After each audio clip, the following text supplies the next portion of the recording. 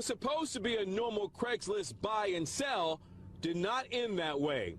The driver inside that SUV, a guy known as Phil, a 39-year-old father of three who says he sells tennis shoes off Craigslist just as a hobby and to provide for his family. He was just going to do that again this Friday, but it didn't end that way. The teenager you see walking up, he thought was just going to do a simple buy of the tennis shoes, but it didn't end that way. As you see, the teen got inside that SUV, but inside, according to investigators and members of the driver's family, they say the teen pulled a gun on that 39-year-old, but the gun jammed. The teen then grabbed the tennis shoes and ran off. You thought that was the end of this story. Well, that's where it becomes a little bit more complicated. The teen ran off trying to catch a bus. He could not get the bus, but the driver of that SUV turned around, and as you can see at the top part of your screen, ran over that teenager. That run over separated that teen's arm from his body. And as you can see, the teen after that, with the adrenaline rush inside of him, ran off with only one arm to collapse in front of his home just a few blocks away. But relatives of the driver say that scene was all just the driver defending himself because a gun was pulled in his face. He's at the 69 precinct. They are bringing him down to central booking.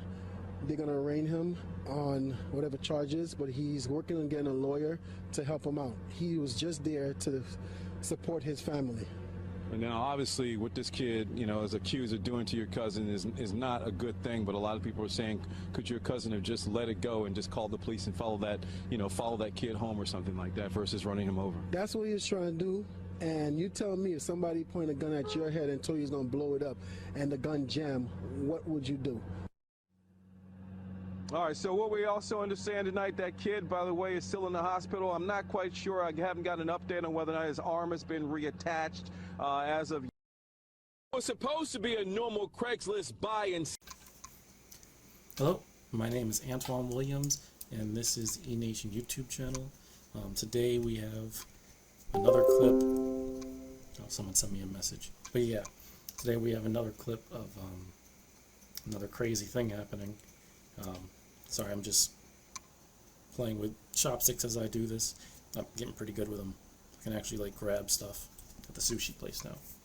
But yeah, I chose this video because it's already a crazy video. It's very interesting, and then on top of it, I was watching the video. I thought, oh, that's interesting.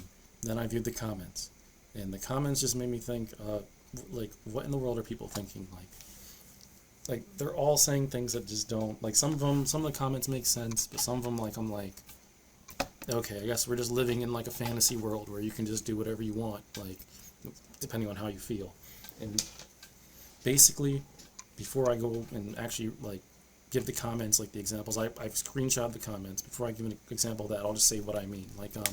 Basically, when I watched this video, I thought, the first thing I thought, which I think is the big thing that no one picked up on, is, or at least in the comments, maybe people at home did, but in the comments, the main thing nobody picked up on is why in the world is this guy selling tennis shoes on Craigslist and selling them out of it, and letting random people in his car and selling tennis shoes or Air Jordans or whatever. Shouldn't common sense tell you that's not safe?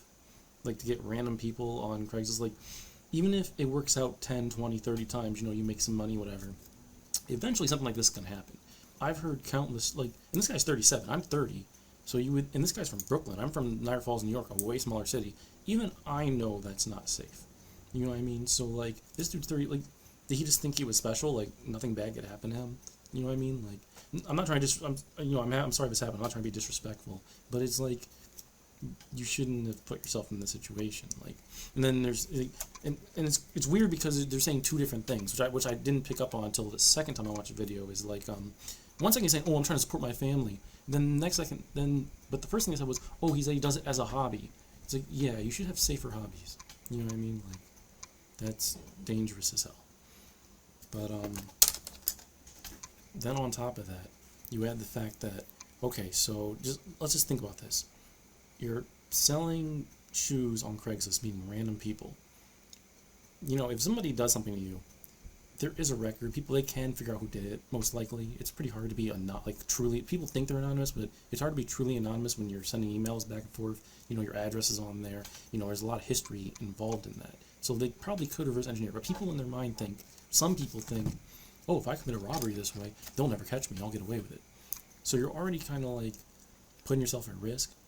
Then, so I lost my train of thought. Then basically, so most people would think, oh, I'm not going to do that. I'm not going to meet a person on Craigslist. Like, maybe I'll meet them in like a Tim Hortons if I'm going to do something like this, or I'll meet them at like a mall, you know, somewhere where there's a lot of people.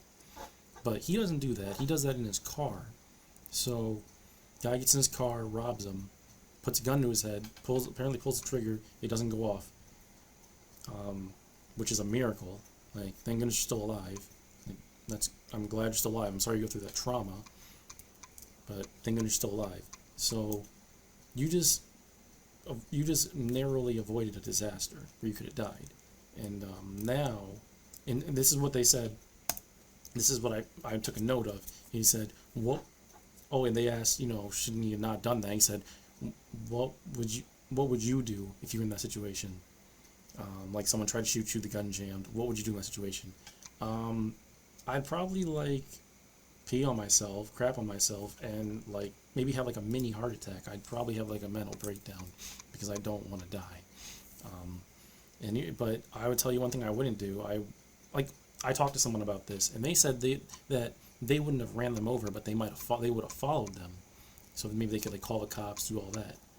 I'm not doing that. I would never do that. I would never follow this person, and I like okay, their gun jammed and they ran off. Now I'm following them. Now so I almost died. Now I follow them. I just narrowly avoided death. I'm gonna follow them, and then they can unjam their gun and shoot into my car and actually kill me. Like, why in the world would I risk that? And then, as far as what he did, like, this is like he ran the person over. So you just went from you almost died to now you've run someone over and made their arm come off. So you just went from almost dying to now you have to fight a case because they're trying to say that was self-defense. That doesn't make sense. How is that self-defense? Like, if he's pointing a gun at you and you're driving and you try to run him over, that makes sense. But if he's running away from you and you're trying to run him over because you're angry that he almost killed you, how in the world is self-defense? That's retaliation. That's like a revenge thing, in my opinion. I'm not, saying, oh, legally in the law. Like, I'm not going to try to make that argument because I don't know. And apparently, when we get to the comments, let me get to the comments. So, let's see. I'll show you what I screenshotted. One of the screenshots was all of the screenshots were interesting, but one of them was very interesting.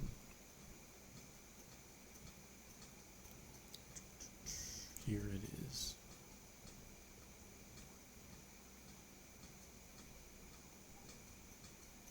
Yeah, it says, this is what the person said. Bless Phil, the driver of the vehicle who had a gun pulled on him. We need more New Yorkers like him. We need more New Yorkers who sell shoes out of their car as a hobby, and then almost get murdered. And then in their anger, they run over the person who almost killed him, who was a teenager. And yeah, he's an idiot. Like, he deserves to go, he needs to stop doing it. He obviously needs to stop threatening people who almost killed somebody. But, and this is, I put up notes of this, people who think it's okay to run someone over because they tried to kill you. Like it's one thing if it's self-defense, but thinking that it's okay to run someone over because they tried to kill you, would you, that's not the way it should work. That's not the way it should work. I don't agree that's the way it should be in our society. You can, someone did something I don't like, I now have the right to just hurt them. No, I've never agreed with that. And even our court system doesn't agree with that. If you look at, if you look at I brought it up, there is the 8th Amendment to the Constitution, and the 8th Amendment says, the 8th Amendment to the United States Constitution protects against imposing excessive bail, excessive fines, or cruel and unusual punishments. This amendment was adopted on December 15, 1791. I'm going to jump forward. The prohibition against cruel and unusual punishment has led courts to hold that Constitution totally prohibits certain kind of punishments, such as drawing and quartering. I'm going to search what that is. Under the cruel and unusual punishment clause, the Supreme Court has struck down the application of capital punishment in some instances, but capital punishment is still permitted in some cases where the defendant is convicted of murder. So, I think that, running someone over with a car, let's say this went to court. The guy pulled the trigger, tried to kill him, attempted murder, he gets attempted murder charge. Would you feel comfortable with people who getting punished for that by getting run over by a car and their hand getting dislocated from their body? I wouldn't. I'm not comfortable with that. And let's see, drawing and quartering. Well, drawing and quartering is actually being killed. Oh wait, does it involve being killed? Convicted traitor was fastened and drawn. Cool, that's even worse. Yeah, drawing and quartering is really bad.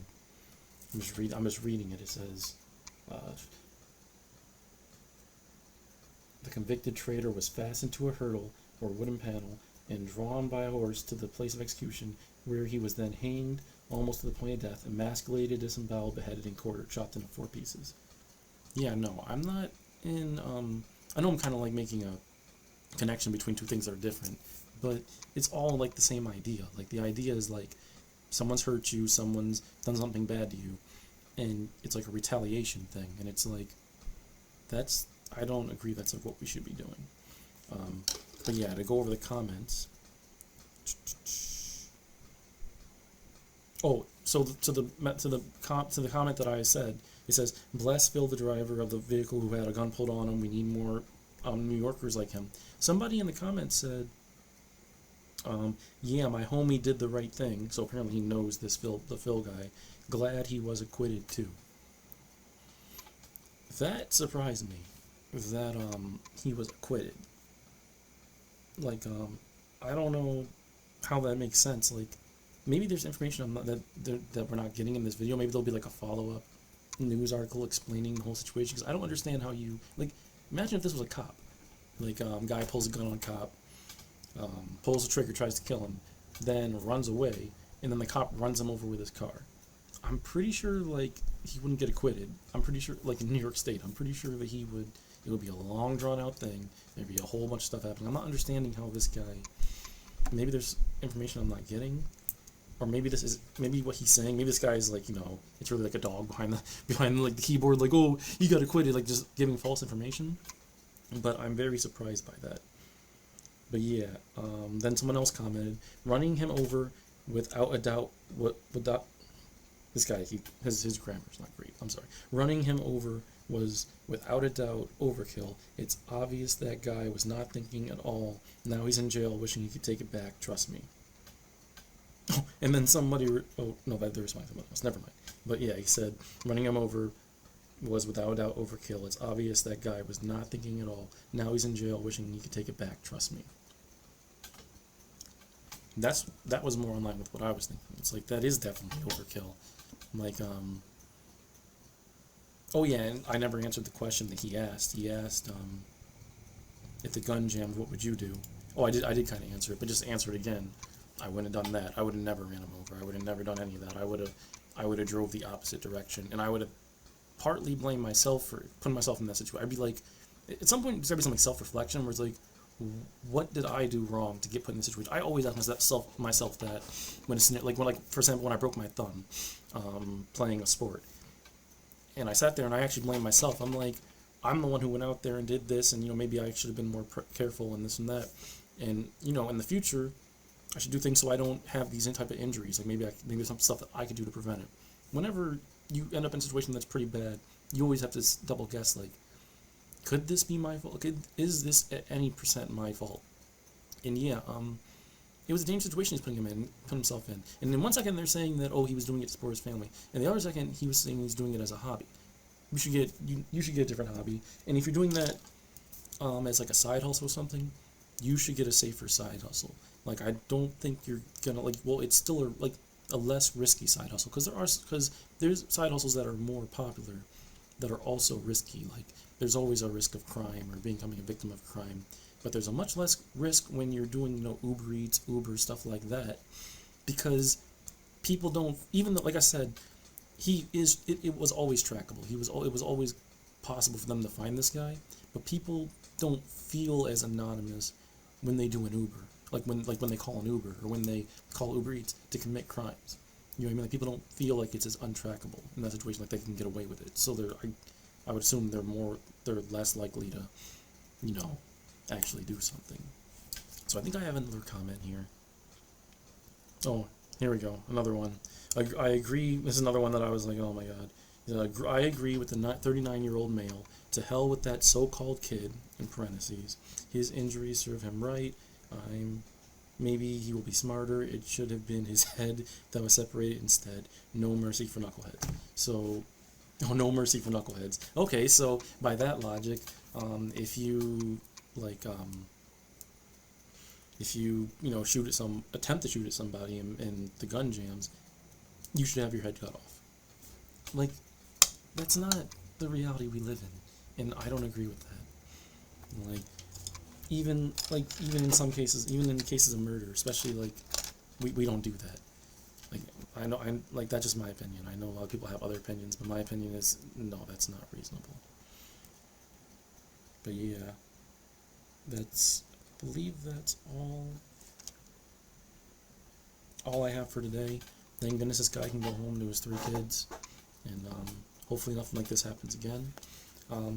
Any comments, and any comments are appreciated. It's a brand new channel, so any comments are appreciated. And yeah, have a great day. Oh yeah, and today is, I forgot to mention the date. It is June 4th, 2023. Yeah, have a great day.